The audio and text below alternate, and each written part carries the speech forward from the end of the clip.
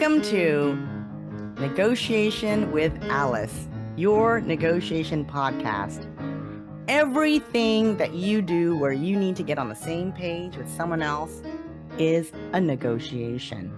So whether you have to negotiate a contract with someone, or you simply need your boss to sign off on that program that you'd like to implement, or you want to figure out how to rebalance the chore structure in your home, or talk about what vacation you want to go on. All of these things are negotiations. So in my podcast, we go over both personal and professional conversations, which all are considered negotiation, and I will give you tips on how to come out ahead. Welcome to the show. Welcome, listeners, to another episode of Negotiation with Alice. Today, I've got Mark Whitehorn here with us. Welcome, Mark. Hi, thanks for having me. Mark, I would love for you to share with my listeners where you are and what it is that you do and who do you work with? Sure. Well, first of all, I'm in sunny Miami Beach.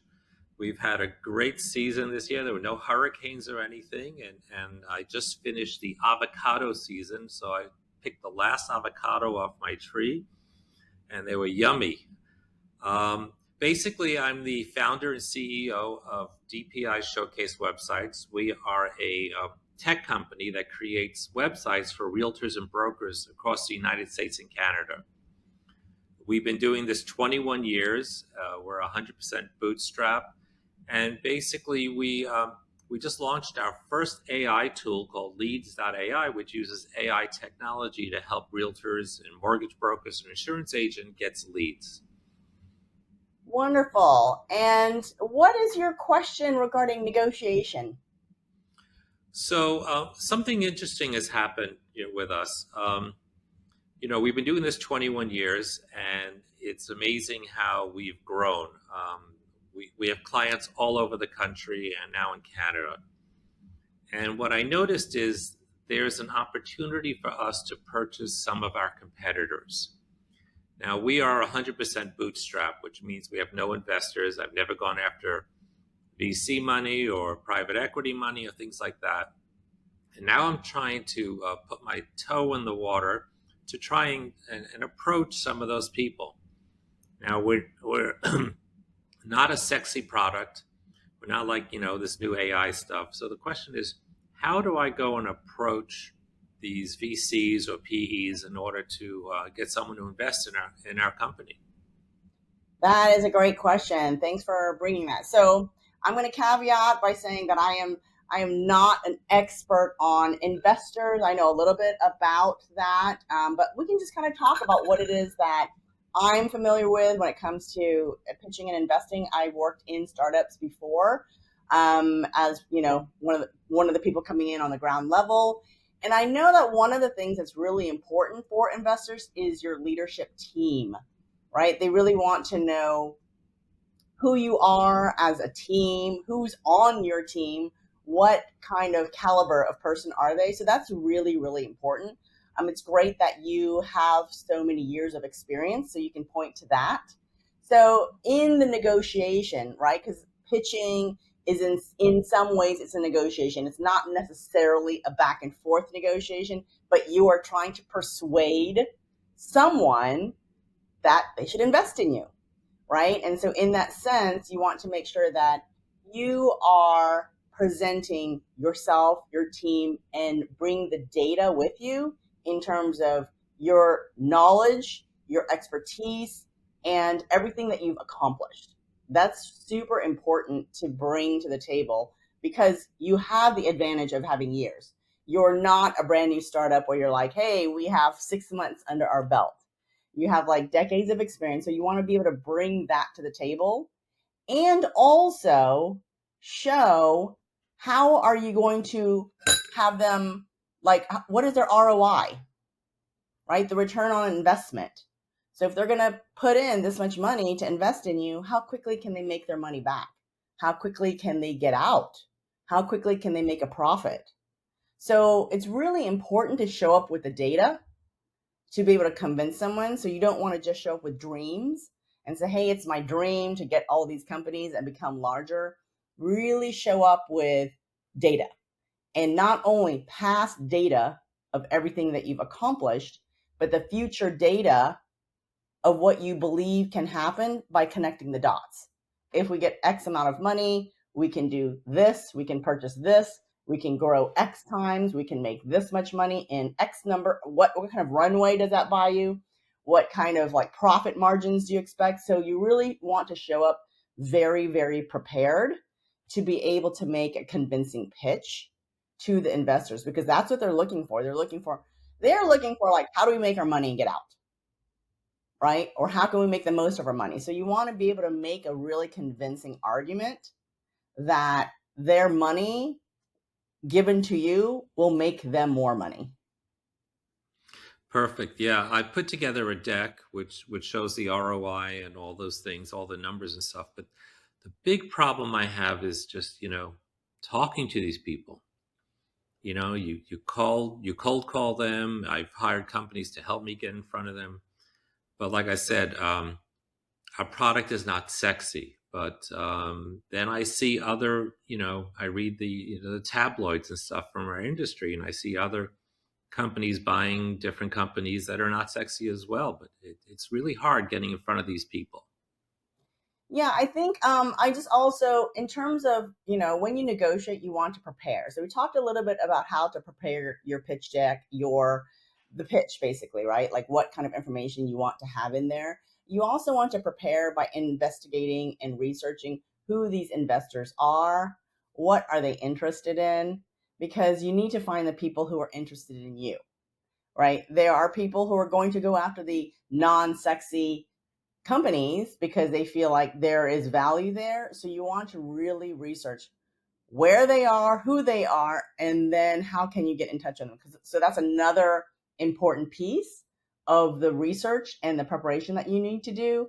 It's sort of like pre-negotiation preparation is finding out what drives the other person, right? What drives all of these investors? Because it's very difficult to negotiate with someone if you do not understand who you're negotiating with.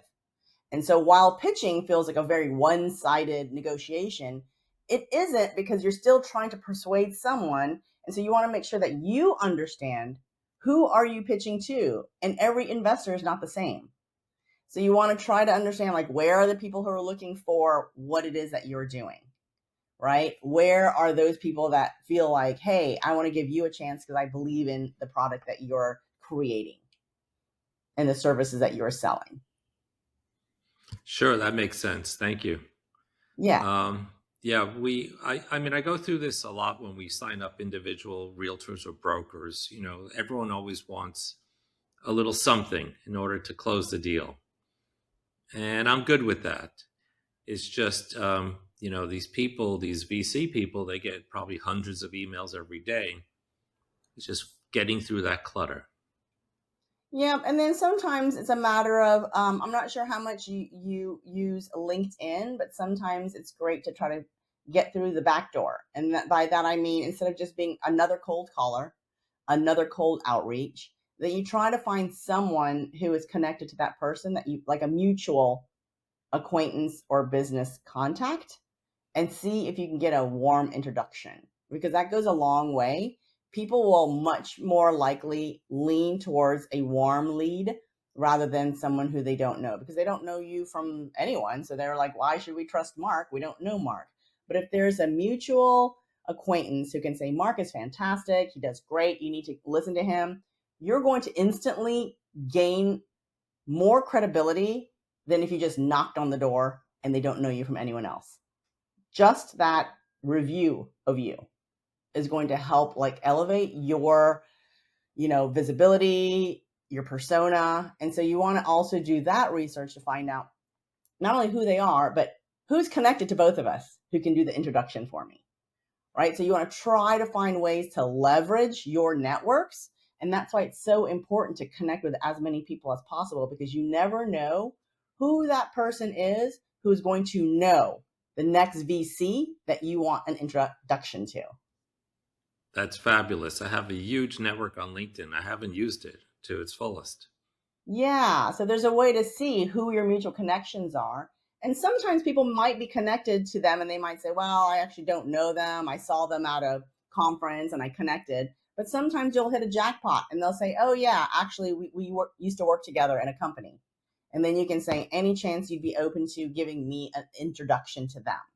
And that will really help. And then you can do the pitching that you do. So everything requires, like every single step requires preparation, right? Researching who they are, who do they know, who do I know that they know? And then once you get in, to be able to have your pitch ready with all of the data that you've done in the past, as well as how do you feel that they will benefit by investing in your company in the future? Sure.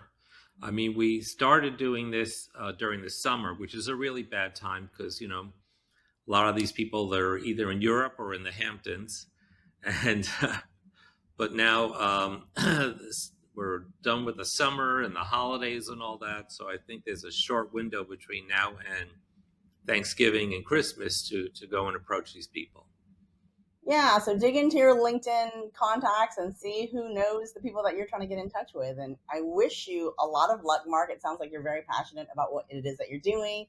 And I hope that you can connect to the right investors so that you can grow your company. Great. Thank you. All right. And then, Mark, if someone wants to get in touch with you because they want to work with you, what's the best way for them to reach out? Besides, we'll have Mark's information on the show notes. But other than that, do you have an email or website that you'd like to share with everyone? Sure. My website is dpishowcase.com, dpishowcase.com. And basically, we work with realtors and brokers across the United States and Canada. We provide websites and CRMs and a whole bunch of other services for them. And we've been doing this 21 years, and all we keep doing is creating new tools in order to make them more successful. Awesome. Like, we just launched our leads.ai product, which basically takes online activity, takes people who are searching online for a home, and then we get their name, phone number, email address, and property address, and then we give these out to realtors, mortgage brokers, and insurance agents so they can, work some leads. Wonderful. Thank you so much. So, listeners, if you want to work with Mark or learn more about him, please visit his website. And thanks so much for joining us today. And Mark, thank you for being here. Thanks. It was a pleasure being with you.